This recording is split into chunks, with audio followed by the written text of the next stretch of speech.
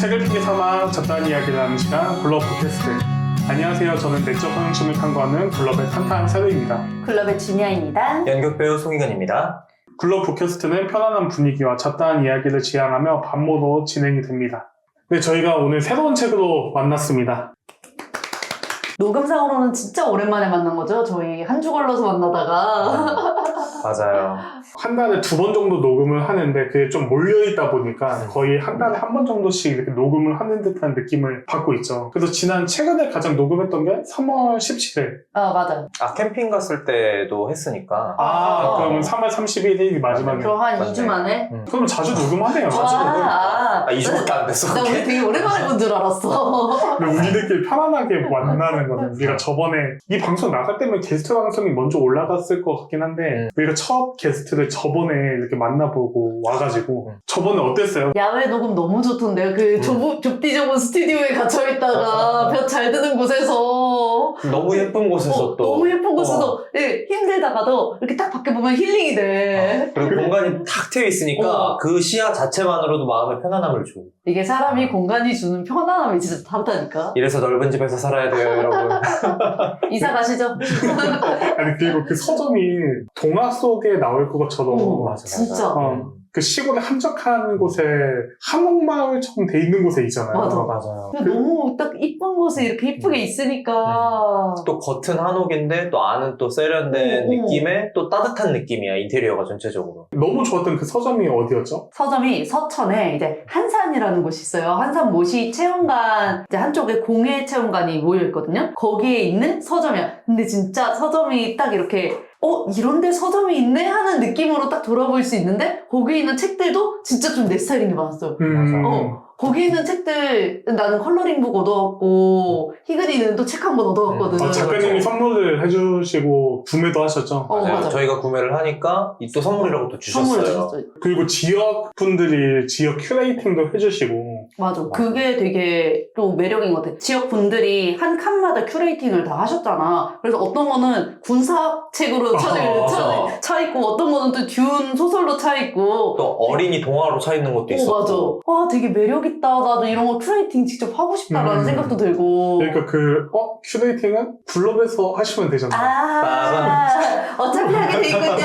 글럽 대표님이신데 잊고 있었네요. 서점 주인장이신데 저는 그냥 제가 팟캐스트 하는 사람인 줄 알았죠. 네, 부캐가 아니라 본캐세요. 본캐였구나. 그 동화가 그 지역에 있는 한산초등학교 학부모 모임에서 콜라보를 한 거잖아요. 맞아. 그러니까 그런 게 너무 인상이 깊은 것 같아요. 진짜 상생한다는 느낌? 그 지역의 시골의 초등학교가 요즘에 많이 사라져가는 와중에도 이렇게 시골의 초등학교와 그 학부모님들이 모여서 좋은 책을 추천해준다는 게 엄청 의미 있는 것 같아요. 더 따뜻하고 거기에서 하루 종일 보내고 싶은 그런 공간이야. 그래서 사람들이 많이 찾아왔으면 좋겠어. 그 공간이 계속해서 사람들에게 널리 퍼졌으면 좋겠어. 근데 이 정도 하면 우리가 너무 뒷광고라는 의심을 받을 것 작가님 같으니까 아시죠? 근데 계좌번호를 말씀 안 드렸구나. 카카오뱅크. 잠깐. 우리가 그때 야외 좋다고 하셔서 오늘도 야외도 나왔는데 오늘은 더 폐쇄된 공간에서 야외인데 폐쇄된 공간이에요. 이걸 야외라고 하는 거 우린 이걸 실내라고 부르기로 했어요. 거기도 실내잖아요. 그렇기는 한데 그러니까 우리가 원래 찍던 스튜디오가 아닌 새로운 스튜디오에서 찍는데 더 폐쇄된 공간에서 지금 보시는 분들은 저희 화면만 나오니까 유추할 수도 있겠지만 더 상상보다 더 심각하게 열악한 환경에서 저희는 나갈 수가 없어요. 지금 여기 갇혀가지고 살려주세요. 정밀합니다. 왜 이렇게 열악한 곳으로 왔냐? 왜 왔죠 오늘? 오늘은 야장을 해야 하기 때문이죠. 이 날씨, 이 공기, 이 습도.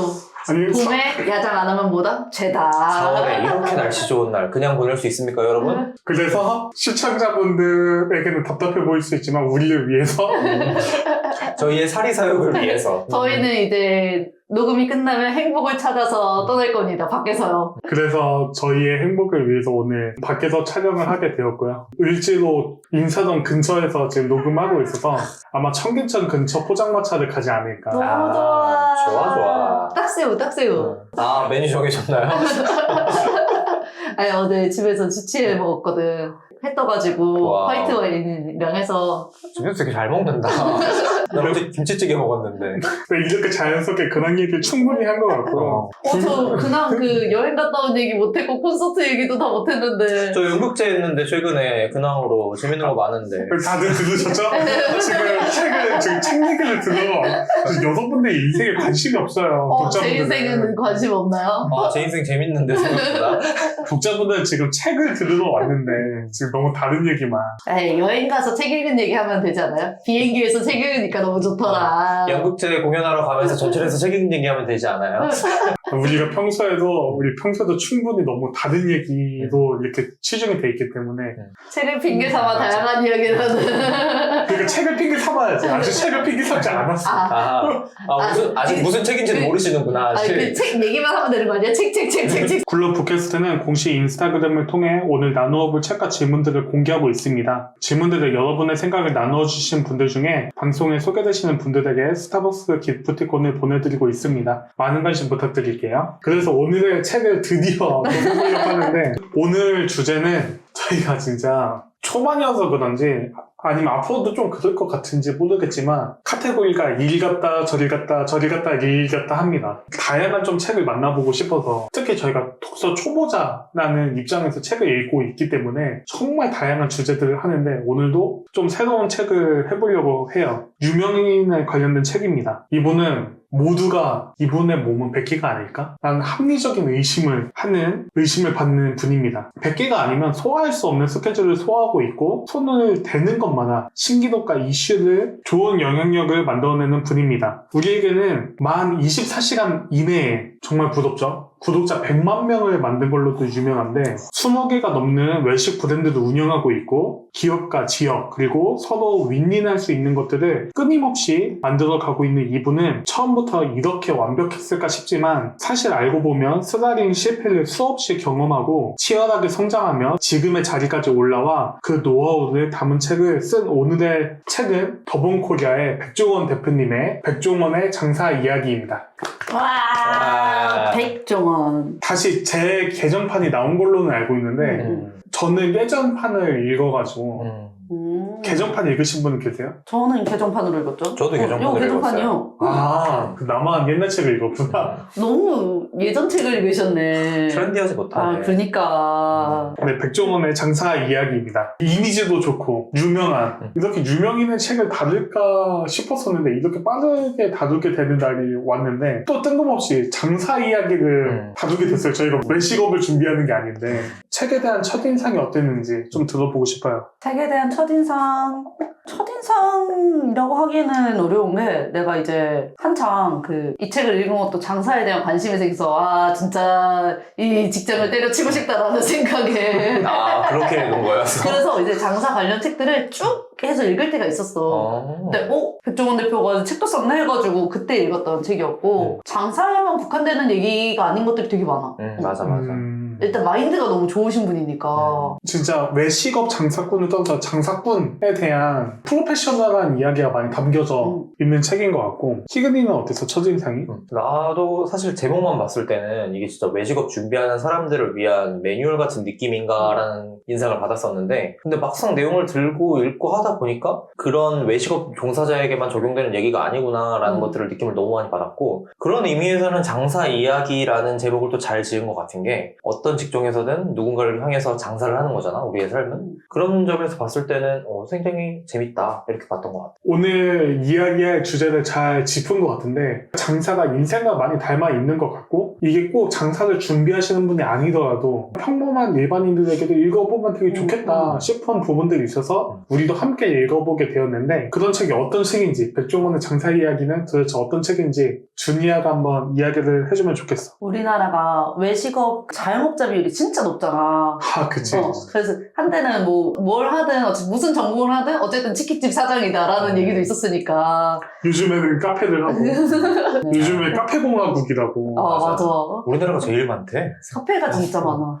사람들이 진짜 많은 사람들이 외식업을 하고 그러면서 어떻게 이걸 먹는 장사로 돈을 벌 수 있을까를 고민을 많이 한단 말이야. 그래서 그 사람들이 그거에 대해서 백종원 대표한테 질문을 진짜 많이 했대. 어느 정도 외식업에서는 경지에 오른 분이시니까 2013년도부터 사람들이 하도 질문을 많이 하니까 한 달에 한 번씩 그 자영업자들 모아가지고 이런 질의응답하는 시간을 가졌던 거야. 그때부터 했던 얘기들 중에서 가장 많은 질문이 나왔던 거, 또 백종원 대표가 얘기하고 싶었던 거를 모아놨던 책이 이제 바로 이 책이고, 식당 하려면 뭐 해야 되는지, 먹는 장사가 자기랑 맞는지, 뭐 이런 근원적인 질문도 하고, 권리금이나 뭐 종업원을 뽑을 때는 어떻게 뽑아야 되는지, 이런 진짜 실질적인 고민들에 대한 답변을 해주는 책이고, 이게 원래 초판 읽었다고 그랬잖아. 초판 2016년도에 나왔는데, 그 사이에 시간이 많이 흐르기도 했고, 뭐 코로나라는 엄청난 그 변수도 있었고 해서 이번에 23년도에 새로 나온 게 이 백종원의 장사 이야기. 예전 책은 백종원 아저씨가 표지에 있었는데 이제는 나 그 책 뭔지 알아. 백종원 아저씨 흑백으로 되게 전문가처럼 이렇게 팔짝 끼고. 백종원 아저씨가 얼굴이 되게 젊으시더라고. 근데 이번에는 요즘 인문학 서적처럼 나오네. 요즘에는 그 책 표지들이 다 이런 식으로 좀 심플하게 나오는 거 같아. 맞아. 그리고 또 어떤 면에서 보면은 그때는 백종원이라는 얼굴을 전면에 내세워야 했지만 이제는 이름 세 글자만 있어도 충분하다 정도의 입지모른 게 아닐까. 타이포그래피 해서 이렇게 자음, 모음 이렇게 선을 길게 늘리는 거. 이런 디자인이 좀 많은 것 같아. 책 표지도 뭔가 좀 고급스러워. 책이 이렇게 이야기들을 모아둔 책이다 보니까 책이 1장, 2장, 3장 뭐 이렇게 나눠져 있지만 이야기 장이 되게 의미가 있나? 라는 싶을 정도로 되게 자자자잘한 소제목들이 있고 여러 이야기들이 되게 몰려있는 책이잖아. 그래서 주제가 이리 갔다 저리 갔다 이거를 좀 억지로 이 카테고리에 모아둔 느낌? 끊어읽기가 되게 좋은 게 한 자리에서 쭉 꾸준히 독파해야 되는 책이 아니라 내가 필요한 장만 뽑아서 딱 보거나 맞아. 아니면은 짬내서 읽기에 되게 좋은 책이야. 그러니까 책이 옴니버스야. 맞아.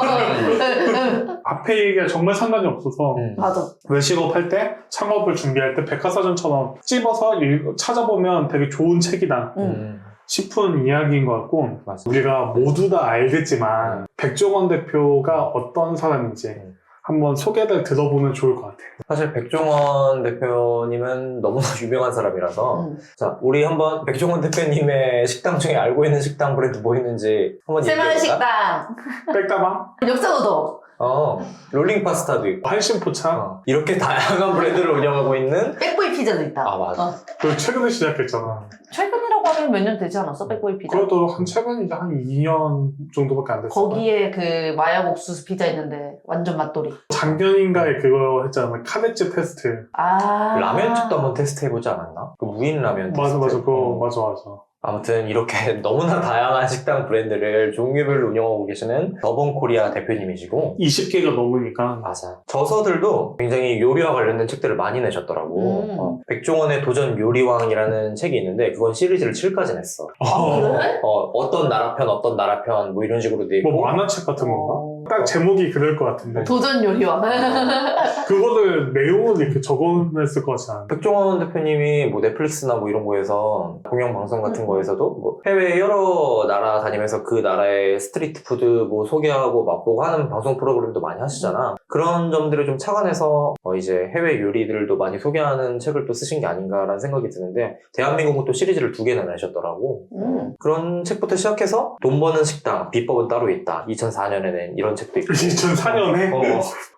되게 옛날부터 작가도 활동하셨네. 이미 요리로는 많은 저서의 경력이 있으신 분이다로 우리가 너무나 잘 알지만 다시 한번 백종원 대표님을 소개를 해봤어. 해외 시리즈 영상이나 이런 거 종종 나 보거든? 음식도 너무 맛깔나게 찍고 먹방 팀원들이랑 맨날 회식한단 말이야. 여행 가서 맨날 회식을 해. 부럽다. 나도 저기 한번 껴보고 싶다. 백종원 대표님이 사업가의 면모뿐만이 아니라 먹방 유튜버나 먹방 방송인으로서 그 특유의 그 있잖아. 먹방 방송인은 먹는 것도 맛있게 먹어야 되고 그 썰도 잘 풀어야 되고 맛잘알이라니까? 그 조합들이 기가 막히고 나 진짜 그거 보면서 너무 터키 여행을 가보고 싶은 거야. 나 터키에서 카이막을 너무 먹어보고 싶어. 아니 국내에 카이막 카이막 열풍을 일으키신 분이잖아. 아, 그치. 카이막이라는 게 알고 그래서 나도 시켜 먹어봤다? 응. 근데 시켜 먹는 거는, 그래? 그 맛있긴 한데, 진한 우유 생크림 맛인데, 이런 느낌이란 말이야. 사람들이 다 그래. 터키에서 직접 먹는 거는 다 다르다고. 진짜 나 그것 때문에 터키 여행 가고 싶어졌더라. 준이야가 맨날 말하는 그거 아니야? 이 느낌, 이 이 습도. 공기, 습도. 이 온도, 어. 이 습도.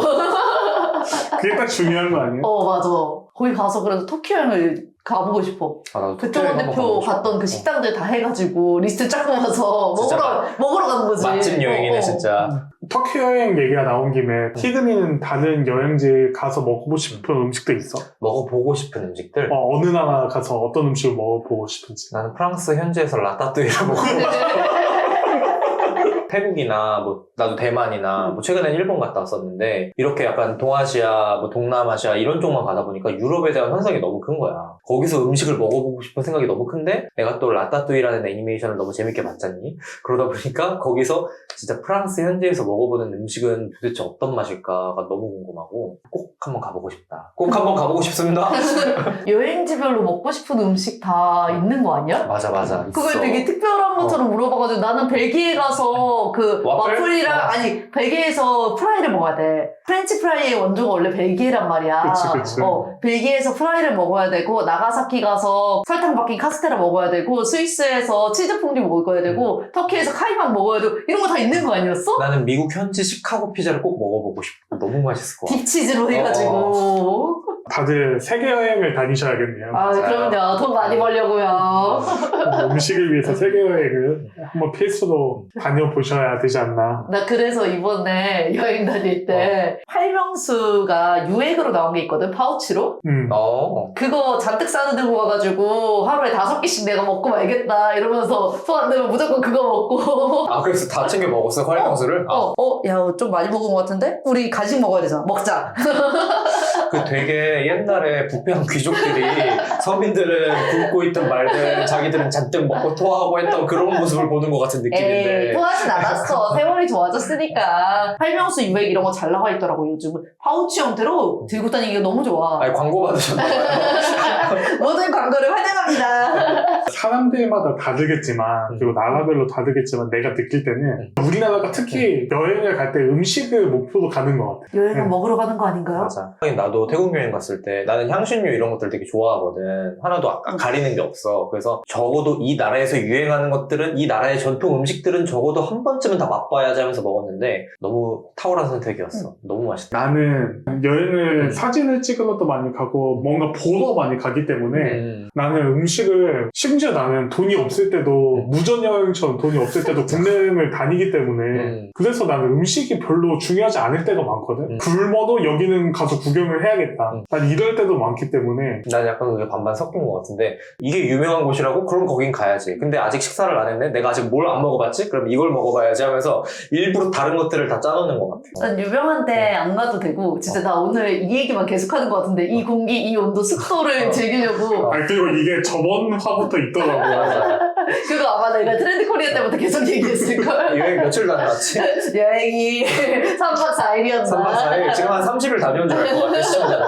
그래가지고 유명한데 진짜 안 가도 상관이 없고 나는 그 골목 돌아다니면서 현지 분위기 느끼는 걸 너무 좋아한단 말이야. 맞아. 나도 그게 너무 좋아. 재밌어, 그게. 네. 그러니까 나도 그런 걸 좋아하는데 나는 좀 목적과 테마를 갖고 여행을 하는 편이거든. 그래서 음식이 테마일 때도 있어. 그래서 음식이 테마일 때는 많이 먹어야 돼. 뭐 그러니까 막 카페가 테마면 하루에 카페를 막 7개, 8개를 갈 때도 있어. 거의 컨셉을 잡아먹힌 거 아니야, 그래서. 이야, 대단해요. 그럴 때는 진짜 나중에 가면 나는 진짜 거의 커피만 마시는데 나중에 가면 커피 한 입만 먹고 안 먹어. 그냥 먹어보고 싶고 이게 어떻게 생겼는지 보고 싶어서 가는 건데 이걸 마셔버리면 카페인 중독될 것 같아. 오늘 잠은 포기해야 되겠다. 이런 느낌이어가지고. 내가 최근에 일본 여행을 약간 그런 느낌으로 가기는 했었어. 내가 오사카에서 놀았는데 나고야 공항에서 내렸단 말이야, 항공값 때문에. 전철이랑 이런 걸로 거의 한 2-3시간 걸려서 오사카까지 갔거든? 그 기간 동안 가면서 어쨌든 일본의 전형적인 풍경이나 시골 풍경이나 이런 것들을 보면서 지나가잖아. 그런 시간들이 너무 좋더라고. 그렇게 일상적인 것들을 체험한다는 게. 전철 타고 돌아다니는데 목조주택이나 뭐 그런 구형 아파트들이나 이런 것들이 짱구다 도라에몽 같은 데서 봤던 진짜 그 이미지 그대로인 거야. 너무 재밌었어, 그래서 보면서. 나 지금 헷갈려서 그러는데 우리 오늘 책이 여행책인 거지? 우리 오늘 그쪽같이 여행 많이 다니시잖아. 나는 부산 여행 가면 사람들이 유명한 곳을 많이 가잖아. 그리고 신도시가 많으니까 뭐 마린시티나 이런 것처럼 엄청난 신도시의 야경, 바닷가와 함께 그 부산에서만 볼 수 있는 특별한 야경이나 예쁜 모습이 많으니까 그런 데 많이 가시잖아. 근데 나는 부산역이 되게 매력적이야.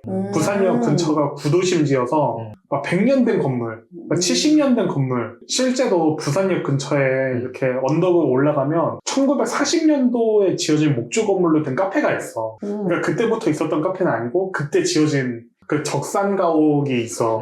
그래서 그 진짜 신기한 게 키가 작잖아. 그래서 전반적인 층고가 낮아. 전반적인 층고가 다 낮고 카페가 모든 카페 층고가 이 정도 된달까? 지금 진짜? 우리가 있는 곳이 지금 되게 층고가 낮잖아. 그치. 방에 들어와 있어가지고 카페는 딱 층있어야 되잖아. 근데 전반적인 층고가 이래. 우와, 신기하다. 그리고 내가 간 날은 상하수도가 고장났다는 거야. 카페인데. 그래서 커피 메뉴가 안 된다는 거야. 카페인데. 나 최근에 스타벅스에서 그런 일이 있었다. 갔더니 얼음이 다 떨어졌다고 아이스가 안 되는데. 아니 근데 진짜 웃긴 게 상하수도가 끊겼는데 카페를 오픈한 것도 너무 웃긴다. 근데 거기 왜 그러냐면 거기는 수제우유를 파는 곳이잖아. 우와. 그래서 병우유 이렇게 직접 만들어 놓은 병우유가 있으니까 상하수도 안 되지만 냉장고는 전기가 들어오니까 그걸로 맛있겠다. 하는 거야. 그래서 그건 되게 맛있었어. 야, 부산역 가자. 부산 가면 또 깡통시장을 가줘야지. 깡통시장도 진짜 오래된 거잖아. 근데 깡통시장 이런 느낌은 광복하고 나서 개국하고 나서의 좀 1960년대 70년대 상을 느낄 수 있잖아. 근데 부산역 근처에 가면 그것도 아니야. 일제시대를 느낄 수 있어. 약간 인천의 개항장 느낌이구나. 인천도 약간 일제시대에 그런 것들이 그치, 남아있는 맞지. 것들이 많거든. 맞지. 심지어 비슷한 게 인천의 계양장도 많이 죽었잖아. 맞아. 근데 부산역도 똑같아. 왜냐면 부산역 진짜 유명한 국수집이 있거든. 차이나타운에 있는 국수집이야. 근데 지금 이름이 기억이 안 나는데 그 수육이랑 국수를 팔아. 엄청 맛있다기보다는 진짜 역사 오래되고 거기만의 특유의 둔탁한 맛이 있어. 그러니까 투박한. 요즘 맛집은 진짜 맛이 세련됐다는 표현이 진짜 적합하잖아. 요즘에 김대명 씨가 채널 15에서 나영석 PD나 멋따라 대명이 따라라고 해서 이 근처, 우리가 온 이 근처에 오래된 맛집을 소개하는 곳을 다니면서 얘기하는 게 일반적인 맛이 아니다. 다 좋아할 맛이 아니다. 저에게 되게 어울리는 맛이다. 이런 표현을 한단 말이야. 그러니까 옛날 사람들이 좋아하는 맛. 근데 그 국수집도 그래. 그 국수집도 엄청 오래돼서 막 요즘 사람들 요즘 입맛이 진짜 까다로우신 분들은 이게 왜 맛있다고 하는 거지? 라고 할 수 있는데 그런 것보다 옛날에 그런 시골에 가서 시장에 가서 먹는 진짜 맛있는 맛 있잖아. 좋다. 그래서 거기에 항상 10,000원이었다고 하는데 근데 우리 갔을 때는 너무 텅텅 비어가지고 그러니까 너무 안타까운 거지. 우리한텐 개꿀이었지만. 맞아. 야, 부산 가자. 사실 그런 곳이 좀 유명해지고 사람이 많아야 오래 유지되는데. 그래서 오늘은 책의 이야기를 본격적으로 해보려고 하는데 이게 인트로에서 이야기했듯이 요식업과 창업에 관련된 책인데 이게 비관련자에게도 도움이 되는 책인지 요식업이나 창업의 이야기가 우리 일상에 어떤 도움이 될 수 있는지 어떤 영역에서 도움이 될 수 있는지 어떻게 느꼈는지 이야기를 해주면 좋을 것 같아서 난 이게 요식업 이야기라고는 하는데 어떤 도전을 갖다 내도 그 맥락을 같이 하기 때문에 너무 좋았던 책이라고 생각을 했는데 예를 들어서 책의 소제목을 몇 개 읽어볼게. 먹는 장사 어떻게 시작할까가 1장이야. 사업 어떻게 시작할까? 충분히 대치가 돼. 식당 창업이 처음이라면 사업 아이템 구성이 처음이라면 고민과 메뉴 선정은 최대한 단순하게 이게 제목인데 사업 아이템 선정은 최대한 단순하게 이렇게 대치를 시키고 매칭을 시켜도 너무나 자연스럽게 또 이해가 되는 얘기들이 너무 많더라고. 그러면서 사실 사업을 한다는 게 궁극적으로는 내 아이템을 내 아이디어를 대중들에게 파는 일인 건데 그런 관점에서 봤을 때 사실 어떤 분야의 창업이 특히 이 백종원의 장사 이야기는 그런 도전과 관련된 맥락을 같이 해서 좀 도움을 많이 받으면서 읽을 수 있겠다라는 생각이 들더라고. 비단 창업이나 사업뿐만 아니라 개인적인 삶의 태도에도 적용할 만한 게 너무 많은 게 일단 백종원 대표 자체가 그 한 분야에 30년 이상을 종사한 대가잖아. 그 대가에서 배우는 경제 오른 사람한테서 배우는 삶의 태도들이 있단 말이야. 고객을 대하는 대하는 부분, 손님을 대하는 부분은 내가 창업을 준비하지 않고 요식업을 할 생각이 없더라도 고객과 접점하는 거는 모든 직군에서 해당이 되는 거거든. 그런 마인드라던가 아니면 이제 내가 뭐 좋아하는 일을 해야 이겨낼 힘을 더 얻을 수 있다라고 하는 삶의 지침적인 부분들도 되게 많이 나와 있어가지고 비단 요식업뿐만 아니라 모든 삶의 부분에서 적용할 수 있는 게 이 책인 것 같아요. 그리고 확실히 너무 큰 성공을 거둔 사람이다 보니까 이 사람의 삶의 철학이 이렇다는 것 자체만으로 뭔가 좀 정당성을 얻는 느낌? 그런 내용 자체가 이 사람은 이렇게 살아왔고 이게 나한테도 충분히 적용이 될 만한 얘기들이겠구나 싶은 것들이 너무 많았어. 삶을 대하는 방식도 사업과 많이 밀접해 있다는 생각이 들어. 그러다 보니까 아까 전에 메뉴도 뭐 단순화시켜야 된다 이런 얘기를 하잖아. 그것도 삶의 목표에 있어서 삶의 목표를 단순화시키는 것도 되게 중요하잖아. 맞아. 사람들이 이것도 해야지 저것도 해야지 이렇게 늘려놓다 보면 어떤 걸 집중해야 될지 모르다 보니까 어떤 것도 제대로 되지 않는 경우 사실 이거는 마케팅을 하는 입장에서도 똑같이 모든 사람을 만족시키려면 아무도 만족시킬 수 없다 이거는 마케팅의 격언이 있거든. 맞아. 이런 얘기처럼 이게 삶에서도 필요하고 마케팅에서도 필요하고 내가 회사에서 뭐 총무직을 맡든 인사직을 맡든 뭐 영업직을 맡든 뭐 마케팅직 기획직을 맡든 어떤 일에서든지 그 방식의 디테일은 다를지 모르지만 철학에 되게 비슷한 부분이 있어서 창업이 그런 부분과 닮아 있는 것 같아.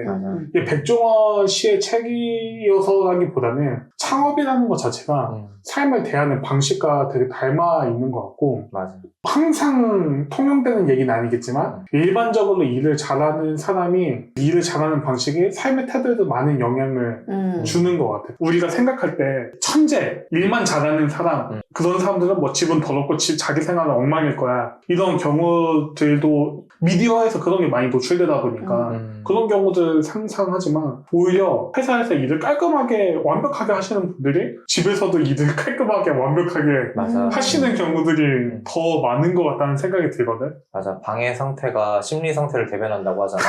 난 그 얘기를 듣고 나서부터 내 심리 상태를 표현하기 위해 방을 신경 쓰기 시작했어. 내 심리는 지금 당장 그 상담을 받아도 이상하지 않아. 내 심리 상태는 진짜 개 쓰레기장이구나.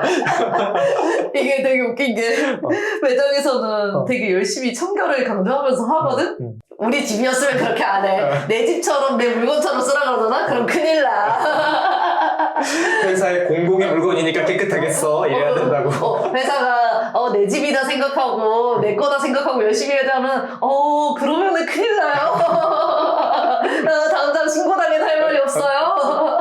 내가 읽었었던 옛날 책 중에 주식 투자자가 쓴 존 템플턴이라는 되게 유명한 투자자가 있는데 그 투자자가 책을 썼는데 우리가 투자자의 책이면 어떤 투자 전략에 담겨져 있을까 이런 이야기를 생각하잖아. 정말 신기하게 20몇 가지의 자기의 삶의 원칙에 대해서 맞아. 써 있단 말이야. 그러니까 투자를 하기 위해서는 내 삶의 원칙을 지켜나가는 것이 중요하다. 너도 원칙을 세우고 그 원칙을 지켜나가는 것이 중요하다. 이런 얘기를 한단 말이야. 그 원칙이 되게 창업과 닮아있고 그러니까 주식 투자를 하든 창업을 하든 내 삶을 꾸려가든 내가 직장에서 일을 하든 아니면 어떻게 보면 대인관계를 관리를 하던 맞아. 그 부분이 되게 사업과 닮아있기 때문에 여기에 있는 원리 원칙 그러니까 이게 메뉴 선정 이렇게 피상적인 걸 보는 게 중요한 게 아니라 거기에 담긴 철학과 원리가 무엇일까를 고민하면서 읽으면 모두에게 도움이 되지 않을까. 사실 창업이라는 게 거대한 도전인 거고 사실 우리는 모두 다 도전을 하면서 살고 있는 거기 때문에 이 내용이 사실 인생에 관해서 얘기하는 것과 그렇게 크게 다르지 않다라는 느낌을 많이 받은 것 같아.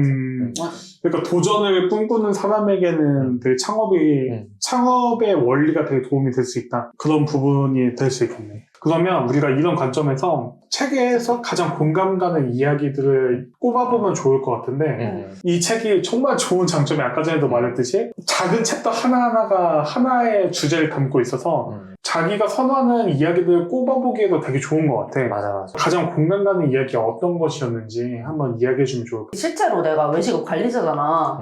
그러다 보니까 직원들을 대할 때의 태도가 이제 가장 내가 배울 만한 점이고 공감이 되는 거지. 아무리 면접을 엄격하게 봐도 그 실제 일하는 거랑 면접장에서랑은 또 다르단 말이야. 진짜 뭐 아무리 똑똑한 친구라고 하더라도 일할 때 그거는 뭘 해야 될지 몰라서 가만히 있는 경우도 있고 어떻게 해야 되는지를 모르는 경우가 많거든? 근데 그럴 때 백종원 대표는 직원한테 사장의 태도를 바라면 안 된다라고 얘기하면서 그냥 이제 본인이 직접 먼저 나서서 하라라고 얘기를 했단 말이야. 실제로 내가 그 애들한테 앞만 인사 크게 하라고 하는 것보다 내가 어서오세요라고 크게 하는 게 좀 더 도움이 되거든. 내가 어서오세요라고 얘들아 인사 크게 해야 돼 라고 말하는 것보다 어서오세요라고 내가 크게 하면은 이제 솔직히 어느 정도 눈치가 있고 어느 정도 사회생활을 할 줄 안다면 무조건 크게 하게 돼 있어. 그렇지. 근데 그게 안 되는 친구들은 있긴 해. 근데 이제 그건 별개니까. 그리고 뭐 고객이 이렇게 뭐 찾고 있으면은 내 할 일만 아니라 뭐 필요한 거 있으세요? 이런 식으로 내가 먼저 물어보니까 그 직원 친구들도 그걸 따라하게 되거든. 아무리 직원한테 이 사장처럼 일해, 열심히 일해 라고 해봤자 소용없고 그 모든 거를 내가 직접 보여주고 그걸 이제 직원들은 따로 생각하지 않아도 되게 매뉴얼화해서 시스템을 만들어버리면은 그게 훨씬 더 직원을 대할 때 좋은 교육 자료가 되더라고. 사장처럼 생각할 수 있는 부분들은 직급이 어느 정도 올라가고 맞아. 책임과 권한이 동시에 존재해야 되는 그치, 거잖아. 그치. 사장처럼 일하라의 말에 좀 책임만 있는 느낌? 권한을 주지 않으면서. 그럴 때 사람은 어쩔 수 없는 이성적이면서도 감성적인 동물이기 때문에 동기부여가 안 되는 면이 있잖아. 맞아. 내가 할 수 있는 게 없는데 뭐 이것만 의무만 다하다. 너무 불합리한 거 아니야? 그치. 나라도 이런 마음이 들 텐데 분위기를 만들어가는 거 이게 정말 의미가 있는 것 같아. 어떻게 해라 저렇게 해라 보다는 분위기를 만듦으로써 바뀌는 것 자체가 오히려 매장의 분위기를 즐겁게 한다든지 좀 화이팅 넘치게 한다든지 자연스럽게 만들어가는 게 큰 영향을 주는 거잖아. 대표나 사장이 발벗고 먼저 하게 되면은 아랫 사람들은 자연스럽게 마음 우러나서 할 수밖에 없게 되더라고. 억지로 저 사람 일어났네 하면서 하는 느낌보다는 맞아. 진짜 그냥 마음으로 하게 되는 것 같아. 그렇게 되면. 내가적으로도 긍정적일 때 어떤 거 학습할 때는 효과가 훨씬 좋은데 내 부정적으로 생각할 때 그거 학습할 때 학습 효과가 떨어진대. 근데 그것처럼 어떤 일을 행동하는 동기에 있어서도 비슷하다고 생각을 하거든. 어떤 일을 하고 싶어서 하는 게 그 일을 더 즐겁게, 더 쉽게, 더 시간이 빨리 가는 것처럼 느끼면서 하게 되지만 꼭 이러면 사람들이 나타나서 그럼 나 이 일 하고 싶어서 하는 게 아닌데 우리 돈 벌려고 하는 건데. 우리 사장님 잘못됐네. 우리 회사 잘못됐네. 그럼 난 안 해야겠다. 이렇게 뭔가 자기 방어의 수단이 될까봐. 항상 진짜 안타까운 게 그거야. 환경을 말할 때 환경이 중요한 건 팩트지만 환경을 핑계 삼아서 숨으면 안 되는 것도 맞아. 진짜 맞아. 중요한데. 희근이는 어떤 부분이 공감이 갔어? 배우로서 적용을 해도 사실 일맥상통한 말이겠다 싶은 부분들이 몇 개 있었는데 초기 식당의 성공 여부는 재방문율이 결정한다 이런 얘기가 있었거든. 근데 사실 배우도 마찬가지거든. 회전문이 뭐 공연, 작업하는 거야? 뭐 공연으로 따지면 그런 거고 사실 시청자들이나 관객이 원하는 배우일수록 동시에 제작진이 원하는 배우가 되거든. 그러면서 왜냐면 대학로 공연을 하다 보면서 느낀 게 선배들 중에 대학로 공연을 많이 했던 분들은 정말 순수하게 그 공연을 보고 팬이 된 사람들이 공연을 한다는 소식을 듣고 공연을 보러 오는 경우들이 꽤 있더라고. 그런 것들도 그렇고 방송에서도 마찬가지고 사실 관객 시청자들이 많이 찾는 배우가 사실상 스크린에 더 많이 비치게 되는 것도 맞고 그런 부분에 있어서 좀 공감이 가기도 했고 장사가 안 되는 집을 가봐야 진짜 장사가 어떻게 잘 되는지 본다. 이것도 진짜 이상한 공연을 봐봐야 좋은 공연은 저거를 피하면 만들어지겠구나 라는 것들을 좀 알 수 있다. 이런 부분도 너무 공감이 가. 잘생긴 애들은 잘생긴 거에 한계가 있거든? 못생긴 애들은 한계가 없어. 그 되게 다양하게 못생겼단 말이야. 그래서 저거만 피하면 되는구나. 저거만 걸리면 안 되는구나. 이런 것들을 너무 명확하게 알 수 있잖아. 이런 데 가면은. 내가 그 관객으로서 공연을 봐도 좀 별로였다 싶은 공연은 이거 별로였던 이유를 꼽을 수 있거든? 맞아. 근데 좋았던 공연은 그 좋았던 이유를 꼽을 수가 없어. 그냥 전반적으로 다 모든 게 조화로웠기 때문에 좋은 거거든. 맞아. 사실 안 좋은 게 눈에 띄지 않았기 때문에 좋게 느껴지는 경우들이 많아. 그래서 너무 공감이 간다. 공연을 만드는 입장에서도 그렇고 내가 손님이라면 어떨까라는 입장 전환에 대해서 계속 얘기를 하잖아. 백종원 대표가. 마찬가지로 내가 관객이라면 어떨까라는 시선으로 계속 보는 게 사실 공연을 객관적으로 보게끔 만드는 데 좀 도움이 되더라고. 그러니까 확실히 그렇잖아. 예술이라는 게 진짜 순수 예술은 또 다른 세계의 얘기겠지만 상업 예술을 할 때 많이 빠질 수 있는 함정이잖아. 우리도 어떻게 보면 콘텐츠를 만드는 사람이니까 함정에 빠지지 말아야겠지만 우리가 즐거운 이야기, 우리만 행복한 이야기, 상업 예술 하시는 분도 나에게만 좋은 좋은 음악, 나에게만 내가 보기에 좋은 미술을 하면 위험하잖아. 맞아. 그치. 그러니까 나도 사진을 엽서를 만들어서 팔잖아. 응. 크게 파는 건 아니지만 이렇게 팔 때 사진을 편집할 때 내가 혼자 보고 싶은 그 진짜 이거는 이렇게 보정해야지. 내가 너무 만족스럽다. 완전 완성도 있다 하는 보정법이 있고 사람들이 좋아하는 보정법이 있어. 나는 그냥 진짜 미묘하게 색감이 오히려 톤 다운된 것들 되게 좋아하는데 사람들은 쨍한 거, 그리고 확실한 거. 이 사진을 볼 때 이거 보세요가 딱 명확한 거. 이런 걸 좋아한단 말이야. 그런 게 내 스타일을 보여주면서 담을 수 있지만 온전히 100% 내 스타일은 아니야. 타협하는 게 되게 많아. 그치. 그런 게 고객들 입장에서 생각하는 그런 거 맞지, 같아. 맞지. 맞아. 배우로서 혹은 공연을 만드는 기획자 입장에서 봤을 때도 너무나 공감 가는 내용들이 가득했었다. 이렇게 봤던 것 같아. 그러면 우리가 책에서 가장 공감 가는 이야기를 해봤는데 이번에는 책을 보고 나서 느낀 식당 창업의 중요한 우선순위가 무엇이라고 생각하는지, 그리고 식당 창업이 아니더라도 정말 수많은 이야기가 있잖아. 근데 이게 아까 전에 희근이가 말해줬듯이 도전에 관한 이야기라고 생각했을 때 정말 이 수많은 이야기들 중에서 우선순위가 무엇이라고 생각하는지 좀 이야기해보면 좋을 것 같은데, 근데 그 전에 안 읽어보신 독자분들도 있을 테니까 여기 어떤 이야기들이 주로 다뤄지고 있는지 둘이 좀 이야기를 해주면 좋을 것 같아. 이 책에서 다룬 내용들이 되게 장사할 때 마인드 같은 원론적인 것도 있고 실질적인 게 되게 많이 나와. 예를 들어서 뭐 재료는 어떻게 계량을 해야 되는지, 그리고 권리금이 높은 곳을 선택해야 되는지, 권리금을 좀 적게 주더라도 제대로 잡아야 될지, 이런 것도 얘기하고, 뭐 재고 관리는 냉장고에 나가는 재료의 한 1.5배 정도를 냉장고에 보관해야 된다, 이런 것부터 해서 직원 관리는 어떻게 해야 되는지, 어떤 사람을 뽑아야 되는지, 진짜 그 장사의 말 그대로 A to Z까지 되게 세세하게 설명을 해줘. 실제로 장사하려면 어떻게 해야 되는지. 진짜 또 얘기를 해준 게 원론적인 얘기가 아니라 실제적인 방법들을 많이 얘기해줬다고 했잖아. 그런 점들이 너무 좋았던 게, 뭐 예를 들어서 공동 창업을 할 경우에는 뭐 이런 거를 주의하고 뭐 이런 것들을 확실히 정해고 가야 된다라던가, 진짜 맛있는 음식과 아니면 대부분의 사람들에게 입맛을 만족시킬 수 있는 것 중에 선택을 해야 된다면 이걸 선택해야 된다. 뭐 이런 실질적으로 음식점을 하는 사장님들이 한 번쯤 고민해 봤을 법한 것들을 다 한 번씩 짚고 넘어가 주는 것 같아서 진짜 식당 창업하는 분들이라면 너무 도움이 될 것 같고, 그게 아니더라도 그러겠네 하면서 되게 공감하면서 재밌게 봤던 것 같아요. 둘이 얘기해준 것처럼 진짜 다양한 이야기가 있는데 얼마나 디테일하냐면 저장고를 키우지 마라, 맞아. 이런 것들이라던가 타이쿤 게임 할 때 그게 조금 적용이 되거든? 타이쿤 게임 할 때 이제 장사를 하려면 저장고가 있어야 되는데 그게 이제 저장고를 무턱대고 늘려놓잖아? 그러면 그 저장고 유지 비용이 들어요. 그러면서 내가 재료 관리를 제대로 못해가지고 장사를 못하게 된단 말이야, 타이쿤 게임 할 때. 그걸 레벨업 할수록 돈을 많이 벌 수 있을지 모르지만 레벨업 할수록 내가 손이 바빠지잖아. 메뉴가 맞아. 늘어나니까. 유지 비용도 많이 들어가. 그러니까 사실은 레벨업을 안 하고 메뉴 하나만 팔 때가 가장 개꿀일 수 있어. 그치. 그러니까 레벨업을 해도 한 메뉴만 팔 수 있게끔 만들어야 돼. 근데 이제 시스템이 그렇게 되지 않으니까 타이쿤 게임 같은 거는. 지금 오디고 키츠은 어떨까? 뭐 이렇게 메뉴에 대한 구체적인 얘기도 있고, 맞아. 식당 주인은 연기력이 필요하다. 뭐 이런 얘기. 권리금 대 입지, 무엇을 선택할 것인가, 이런 것들. 배달은 눈에 보이지 않는 정신적인 손해를 만든다. 다양한 구체적인 사례들이 있고, 대략적으로 총 4장에 걸쳐서 한 챕터에 10개에서 15개 정도의 이야기, 그리고 40개 내지 한 60개 정도까지 이야기가 담겨져 있는데, 이 중에서 둘이 생각하는 우선순위가 어떤 것들이 있을지 한번 이야기를 해보면 좋을 것 같아요. 일단 식당 창업이라는 관점에서도 그렇고 어떤 고객을 진짜 맞이하는 입장이라고 봤을 때 나는 제일 중요한 거는 일관성이라고 생각했어.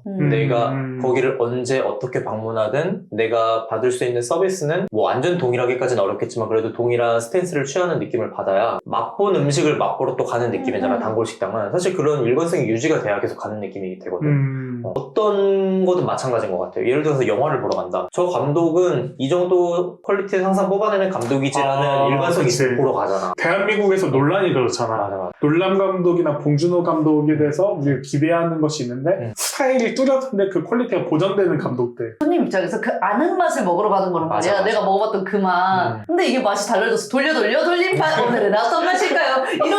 이런 거면은 내가 오늘 갔는데 신맛이 나거나 짜릿해 이러지 않잖아. 그게 어마어마한 맛을 보장해야 되는 것도 아닌 것 같아요. 왜냐면 그 일관성이 유지가 되면은 그냥 그걸 충족하러 가는데 커서 예를 들어 소설 같은 거를 봐도 예를 들어서 내가 좋아하는 어떤 소설가가 있는데 막 문학적 작품으로 엄청나게 뛰어난 역량의 사람은 아니거든? 근데 작품을 낼 때마다 이 정도 재미는 보장하는 작가야. 그러면은 이 사람 작품 나왔네? 그럼 약간 이런 재미를 주는 작품이구나 하면서 또 보게 돼. 딱 그 정도 기대를 갖고 그 정도 기대를 또 충족을 하고 항상. 그 사람이 항상 이 정도 퀄리티는 내는 곳이다, 내는 사람이다라는 게 인식되면은 딱 그거를 기대하고 가서 딱 그거를 충족하고 오고 또 방문하게 되고 이런 게 나는 제일 큰 요인인 것 같아서 난 일관성이 좀 중요하지 않나라는 생각이 들어요. 희근이 삶에 적용해보면 어떻게 적용할 수 있어? 예를 들어서 송희근이라는 조연출은 적어도 어떤 작품에 들어갔을 때 이 정도 준비는 항상 해온다 라던가 이 정도의 일 진행은 항상 한다 라던가 이 정도는 적어도 해내고 이거는 너무 어려우니까 뭐 요청을 한다던가 그 정도의 내가 최소한 이거를 맡았으면 이 정도 일은 해내야지 라는 생각으로 약간 가지 않나? 라는 코스는 직원이 될 수 있겠네. 적어도 송희근한테 맡기면은 이 정도의 일은 확실히 해낼 것이다 라는 거를 이제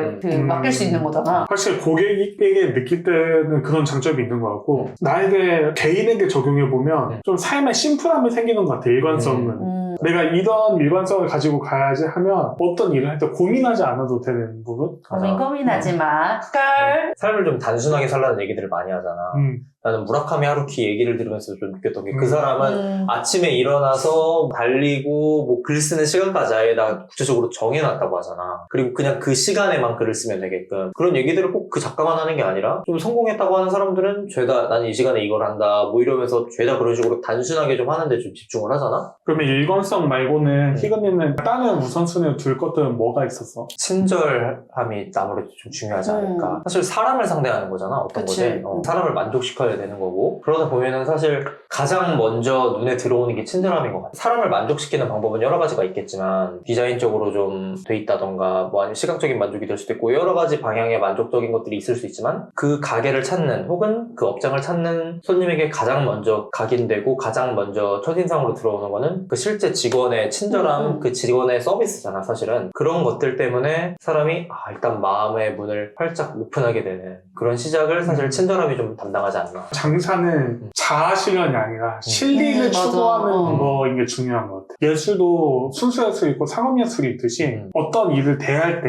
내 삶에 어떤 일을 대할 때 이 일이 자기 만족인지 아니면 어떤 내가 살아가기 위해서 실리를 추구하고자 하는 일인 건지를 점검해보는 게 중요한 것 같고 실리를 추구하는 거라면 그러면 그럴 때 친절이 있던지 실리를 위한 행동이 필요한 것 같아. 그러니까 여기서도 백종원 씨가 그런 얘기를 하는 거잖아. 어느 정도 연기를 할 수 있어야 된다. 내가 먼저 호의를 제공해서 실리를 얻을 수 있는 태도가 되게 필요한 것 같아. 우리가 이게 내가 행복해지려고 보다는 내가 돈을 벌려고 아니면 내가 어떤 것을 얻어내려고 하는 거다 보니까 그런 것 같아. 사람마다 다르겠지만 나는 아무리 음식이 맛있어도 불친절하면은 안 가게 되거든. 맞아. 일단 기분이 나빠져. 그럼 거긴 다시는 안 간단 말이야. 암만 맛있어. 근데 음식 맛은 쏘쏘한데 사장님이 너무 친절해. 그럼 거기는 여기 안 망했으면 좋겠다 이러면서 계속 가.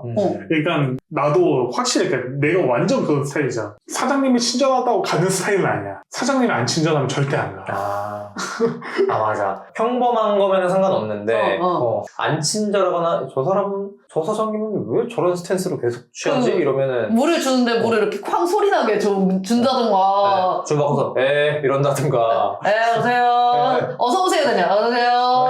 그러니까 진짜 신기한 게 이런 데가 있잖아. 맛집인데 사장님이 맛집과 어울리고 진짜 친절한 맛집이 있고 맞아. 근데 맛집인데 그러니까 사람이면 어쩔 수 없잖아. 이해는 가지만 용납은 할 수 없는 맛집이어서 바빠서 되게 퉁명스러운 것들이 있어. 정도를 넘고 내가 이렇게 기분 나쁘게 하시는 건 아닌데 근데 바빠서 퉁명스러운 게 너무 느껴지면 그럼 내가 이런 취급을 받으려고 왔나?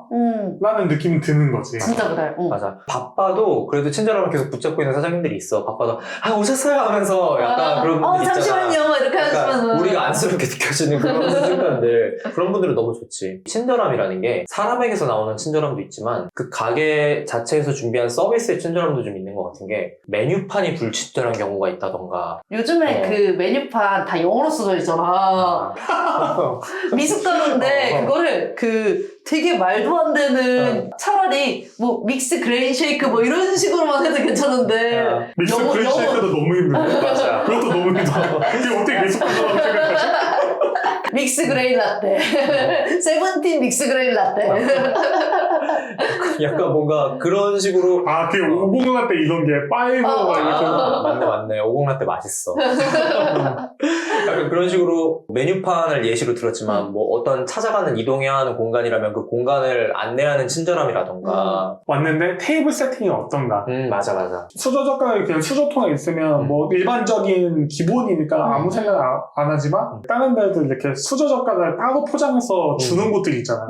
물티슈도 생 물티슈를 주냐 아니면 삶아서 쓰는 물티슈를 주냐 이런 게 이슈가 됐던 적이 있다 보니까 일반적인 경우를 줄 때는 아무 생각이 없는데 약간 뭔가 세심하다. 예전에는 새거 생수를 물로 주는 곳들이 있었잖아. 코로나 때 한참 그랬지. 맞아, 근데 맞아. 이러면 대박인데? 센스가 좀 있네. 센스가 있네? 막 이런 느낌인데. 근데 또 양면적인 게 그럼 또 환경오염적으로 이제 또 걸만한 이슈들이 좀 있어가지고 그런 점에서 또 양면적인 게 있지. 근데 약간 나 공연에서도 약간 비슷함을 느꼈던 게 공연을 보고 있어. 예를 들어서 연극을 보고 있는데 설명이 불친절하면 왜 설명을 제대로 안 하고 저렇게 넘어가지? 라고 하면서 불쾌함을 느낄 때가 좀 있어. 나는 소규모 연극 볼 때 좀 그런 걸 종종 느꼈어가지고 관객은 몰라. 관객은 저게 왜 저렇게 되는지 모르는데 얼렁뚱땅 그 무대만 알아. 무대에 선 사람들만 알아. 이게 이렇게 된 건지. 관객은 그래서 뭐 어떻게 된 건데 니네끼리만 얘기하지 말고 우리한테도 좀 설명을 해줘봐. 맞아.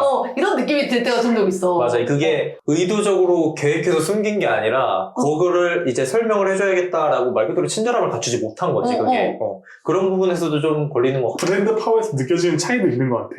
놀란 감독이 그런 감독 중에 한 명이잖아. 맞아. 놀란 감독이 설명을 안 하는 감독을 진짜 유명하잖아. 그래서 해석 꼭 찾아봐. 그래서 불친절한 감독을 진짜 유명하잖아. 놀란 감독이 불친절하게 말하는, 물론 그걸로 비평하고 단점이 말하는 사람들도 엄청 많지만, 근데 대부분 대중들은 오히려 놀란 감독은 보면 볼수록 깊어지는 영화를 만드는 사람이야. 일단 유명해져서 그럼 당신이 똥을 싸도 박수를 쳐줄 것이다.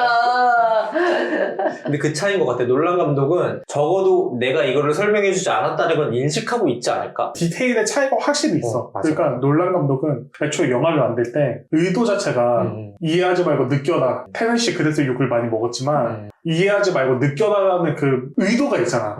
이해할 거면 여러 번 봐. 하지만 뭐 영화 봤을 때 이런 얘기 하는 것 같다라고 느끼는 게 느껴지잖아. 컷만 내 의도에 적합해. 이런 게 있잖아. 근데 이제는 작은 영화, 연극은 이해 못했어? 야 내가 말 안 했나? 근데 나 다 말하지 않았어? 말한 것 같은데? 야 너 이해력이 좀 딸리는 것 같다. 내가 말하지 않은 게 의도가 아니었던 거야. 맞아. 거기서 한마디 짚고 넘어갔잖아. 한 단어 짚고 넘어갔잖아. 이러면서 그거를 합리화시키려고 하는 경우도 있어, 심지어. 그게 식당에서도 마찬가지인 거지. 지금 생각이 든 게 고객이 여기가 서비스가 좋다고 느끼는 거는 고객이 물어볼 일이 없는 것 같아. 맞아. 화장실 어디예요? 이거 와이파이 어떻게 해요? 휴지 어디 있어요? 라고 일일이 물어보는 것 자체가 고객 입장에서 불편함이 될 수 있거든. 승우 아빠가 요즘에 외식 컨설팅하는 컨텐츠를 많이 찍잖아. 그러면서 느끼는 게 뭐냐면 셰프의 인테리어나 음식의 의도를 항상 물어본단 말이야. 고객 입장에서 고객도 원하는 의도인지 그거나 고객이 이 의도를 알아차릴 수 있는지 그 셰프는 이런 의도로 음식을 만들었대. 고객 입장에서 근데 대중적인 맛이 아니어서 맛이 없는데요? 이런 무슨 의미가 있는 거야. 맞아. 그리고 키친 마이야드를 승우 아빠가 직접 운영하면서도 많은 의도가 있었지만 고객들이 그 의도가 명확히 무엇인지 알아차리는 경우는 별로 없을 것이다. 하지만 이 의도에 대해서 편안하게 느끼고 자연스럽게 느끼면서 그러니까 이상한 게 뭔가 이상한데 라는 생각 자체가 아예 안 드는 게 효과적인 거지. 맞아. 의도가 되게 유쾌하고 재밌고 막 이 의도가 명확하게 막 철학적으로 무슨 의미가 담겼고 사회 풍자에 어떤 의미가 있고 우리가 해석 유튜버가 많아져서 그런 것들 이거 이런 의도가 있구나라는 걸 느끼지. 우리가 평소 볼 때 이런 풍자가 담겼고 이렇게 느끼진 않잖아. 모르지. 재밌다 깔깔깔깔. 이런 풍자가 있었어. 이렇게 맛있는 음식을 먹을 때도 너무 맛있다 하는데 나중에 알고 보니까 이런 배합에 의해서 이거인 것 같아. 최근에 국밥집 숭아빠 그 유튜버에서 이탈리안으로 되게 유명하신데 요즘에 순대 프랜차이즈로 계속 숭아빠 유튜브에 나오시는 분이 있어. 거기서 순대국밥을 만들 때 그 순대 직접 뽑는데 뭐 10몇 가지의 순대를 넣어서 직접 뽑으신대. 그래서 순대가 엄청 최고급이다 뭐 이런 얘기를 하는데 그런 얘기를 손님들에게 설명을 해주냐는 거야. 안 해준다는 거야. 설명을 해줘도 어차피 안 들을 거고 설명을 하는 게 의미가 없고 그 드시는 분들도 아 이게 이런 게 들어가서 맛있구나 이렇게 생각하지 않는다는 거야. 오히려 설명을 안 함으로써 귀찮게 안 하는 게 친절함일 수 있지, 거기서는. 자연스럽게 이게 불편하지 않고 자연스럽게 맛있고 자연스럽게 퀄리티가 느껴지고 맞아. 하는 게 되게 친절함이나 어떤 그런 보이지 않는 시스템적인 친절함에서 느껴지는 것 같아요. 사실 시스템적으로 친절한 시스템을 만들어 놓으면은 직원들이 더 발벗고 나서서 친절함을 할 수고가 더 줄어들지. 맞아.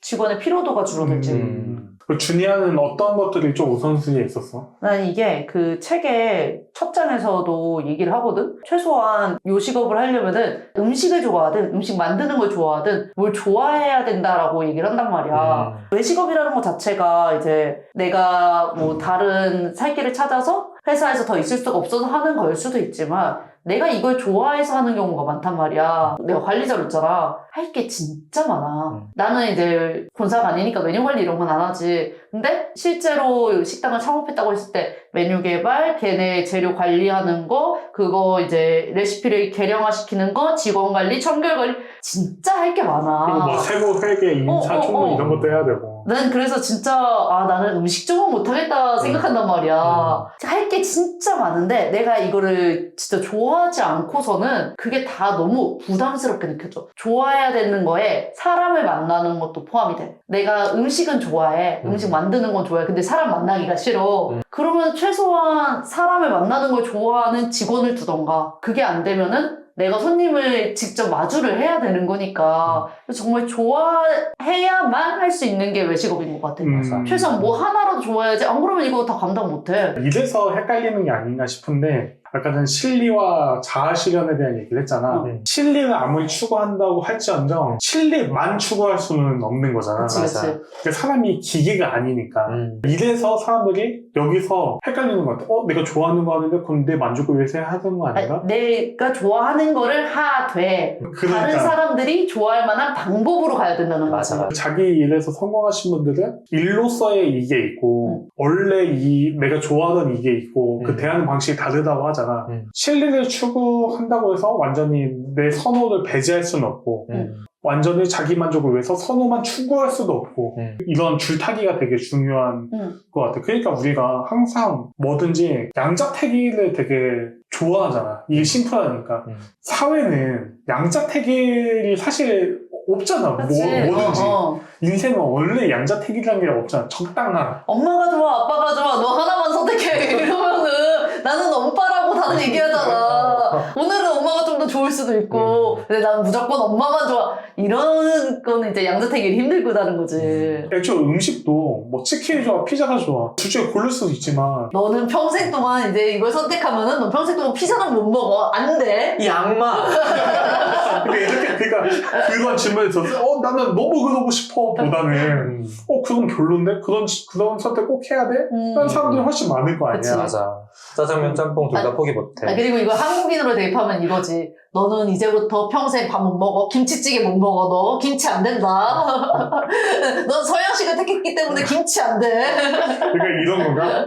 김치 요리를 평생 먹으면 밥 관련된 요리를 평생 못 먹고 밥 관련된 요리를 평생 먹으면 김치 관련된 요리를 평생 못 먹는 거야. 김치랑 밥을 같이 못 먹어? 온전한 한식을 먹기는 힘들어지겠군. 이건 좀 선 넘는데. 평생 한식 금지? 김치만 먹어야 된다고? 야, 쉽지 않아 이거. 항상 이렇게 적당히가 중요한데 우리가 아까 전 실리적인 친절함도 뭐 연기를 해서도 친절함이 필요하고 이런 얘기를 했지만 이게 어느 정도 그러니까 내가 완전 싫어하는 일을 그렇게 할 수는 없다. 그치. 그러면 정신장애 오지. 정신장애 오고 우울증 오고 공황장애 오고 하지. 예전에 그 연예인 김숙이 썰을 하나 풀어줬거든? 예전에 옷가게를 열었대. 근데 김숙님이 자기가 사람을 싫어하는 걸 몰랐대. 옷가게를 열었는데 손님과 마주하기 싫어서 사장인데 사장이 나가가지고 옆에 카페에 손님이 들어오나 안 들어오나 이런 걸 지켜봤다는 거야. 좋아하는 거 하는 건 좋지만 적어도 정말 싫어하는 건 하지 말아야 된다. 우리가 진짜 안타깝게 생각하는 것 중에 하나가 내가 뭘 좋아하는지 모르는 경우가 많다. 그리고 남이 골라주는 거를 원하는 경우가 많다. 그랬을 때 당장에 나에게 주어졌을 때 그게 되게 불편한 경우가 많으니까 적어도 최소한 내가 이게 정말 싫어하는 일인 건지는 따져봐야 되지 않나. 그리고 다른 우선순위는 뭐가 있었어? 레시피를 개량하는 것도 매뉴얼화하는 거. 매뉴얼하는 거를 아까 일정을 얘기했잖아. 그러기 위해서 이거를 꼭 매뉴얼하고 개량해야 되는 게 내가 오늘 이렇게 만들어서 맛있었어. 근데 이게 그 커피가 그렇거든? 커피가 그날의 온도랑 그날의 뭐 습도, 이 온도, 이 습도.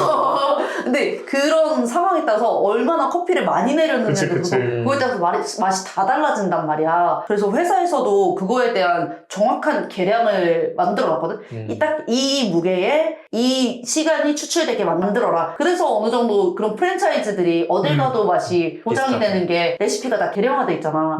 동네에 있는 식당은 이 동네의 맛이랑 저 동네의 맛이랑 또 완전 다른데 이게 오늘 갔는데 맛이 다르고 내일 갔는데 맛이 달라질 수 있단 말이야. 그러니까 정마적인 프랜차이즈는 점점 안 가게 돼. 맞아.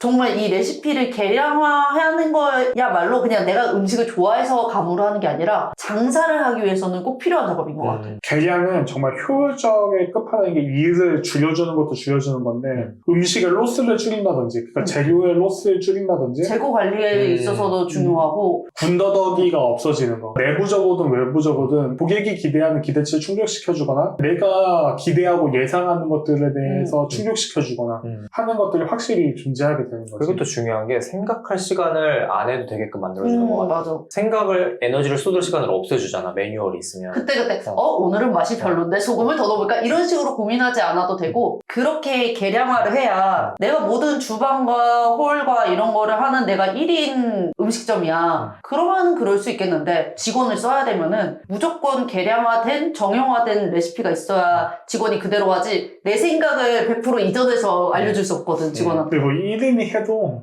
오늘 우리가 녹화를 준비하는 것도 그렇지만 녹화 준비가 점점 시스템화 될수록 녹화 준비도 빨라지고 녹화하는 방식도 우리가 전문가가 아니다 보니까 우리는 정말 많은 매뉴얼을 갖고 있잖아. 그치. 이 말하는 습관에 대해서도 시청자분들은 모르시겠지만 말하는 습관도 어떻게 해야 된다. 녹화도 어떻게 해야 된다. 이런 원칙이 점점 생기잖아. 맞아. 그럴수록 우리가 좀 더 좋은 퀄리티가 최선의 퀄리티가 보장이 되고 녹화도 좀 더 우리가 수월해지고 경험해봤잖아. 우리의 그런 원칙이 없었을 때 우리의 컨디션에 따라서 녹화 퀄리티가 어떻게 달라지는지. 맞아. 근데 우리가 그러니까 점점 다른 피드백도 줄어들고 그러니까 우리가 이미 체감하고 있다. 그치. 그러니까 이게 확실히 프로와 아마추어의 차이가 되는 것 같아.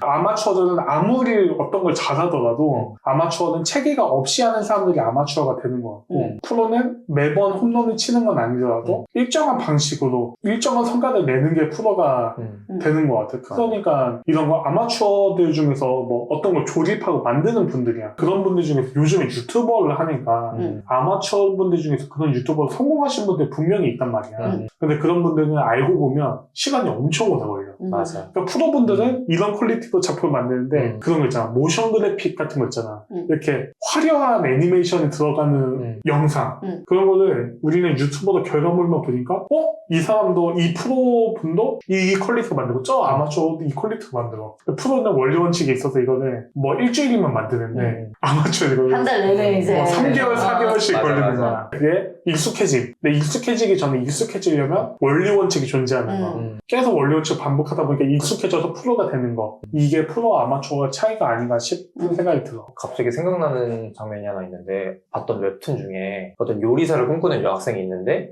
급식실에서 일하게 된 거야 그 친구가. 근데 거기서 하는 말이 정형화된 레시피와 이런 것들이 있다 보니까 자기가 생각했던 요리랑은 너무 다른 거지. 그치. 급식실은 조리를 하는 곳이니까. 그렇지. 그래서 주방장이 300인분의 요리, 500인분의 국, 뭐 간 보면서 하면서 만들래? 네가 하는 건 요리가 아니야 조리야 하면서 확실하게 세게 말을 하는데 그때는 그게 되게 차갑다고 생각했었는데 그 너 대사가 티야? 네. 너 티야?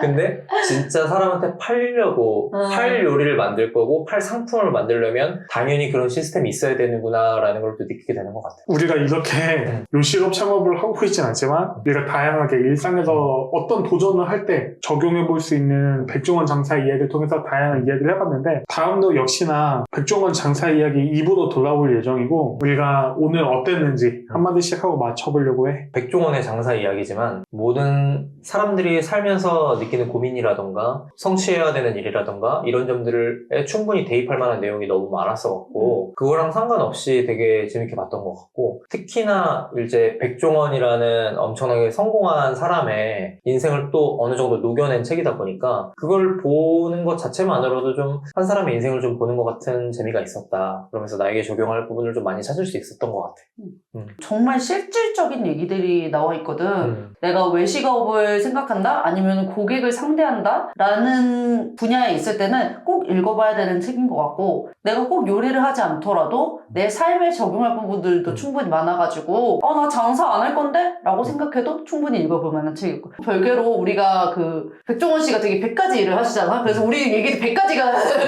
얘기를 했단 말이야. 이런 수다 떠는 시간도 좋은데 우리가 직접 얘기했잖아. 내가 되게 불친절한 공연들을 안 좋아한다고. 듣는 시청자들 입장에서도 얘네 왜 자기만이 아는 얘기를 하고 있지 싶지 않았을까라는 걱정이 조금 드는 것 같아요. 우리가 좀 불친절하게 말하지 않았을까 하는. 우리가 오늘 장사 얘기를 들어봤는데 진정한 독서 중독자들은 우린 독서 중독자가 아니지만 진정한 독서 중독자들은 자기 영역이 아닌 정말 다양한 책을 읽잖아. 그런 관점에서도 정말 추천할 책이 아닌가. 그리고 장사에 대해서 모르시는 감이 없는 분들 어떤 건지 찍먹해보고 싶으신 분들이 읽어보면 너무 도움이 될 것 같다. 이런 책이었습니다. 우리가 다음에 2부로 돌아올 테니까 그때 더 다양한 이야기로 만나보면 좋을 것 같습니다. 네, 오늘은 여기까지입니다. 책을 핑계 삼아 잡다한 이야기를 하는 시간 굴러 붓캐스트 오늘은 여기까지 하겠습니다. 안녕. 안녕. 안녕. 2부에 만나요.